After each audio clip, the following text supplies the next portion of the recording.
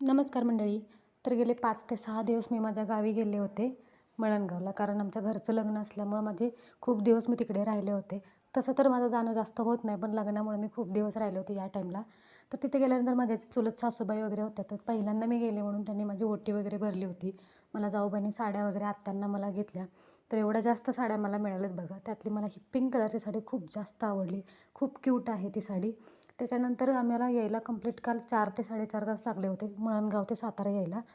तर आल्यानंतर खूप जास्त पसारा होता, कारण लग्न म्हटलं की खूप जास्त आपण ज्वेलरी घेतो, कपडे वगैरे जास्त घेतो, त्याच्यामुळे पसारा होता. ते व्यवस्थित आधी मी सेट करून ठेवलं ज्वेलरी वगैरे, नंतर साड्या कपड्यात व्यवस्थित लावून दिल्या. आता मी तुम्हाला ती इंटरेस्टिंग गोष्ट दाखवते. ती म्हणजे मळणगावमध्ये एक असं माळ आहे आणि माळावरती एक कोड आहे. ते म्हणजे हे कोड आहे ते. आता या कोडाला म्हणून कोड्याचं माळ असं म्हटलं जातं या माळाला.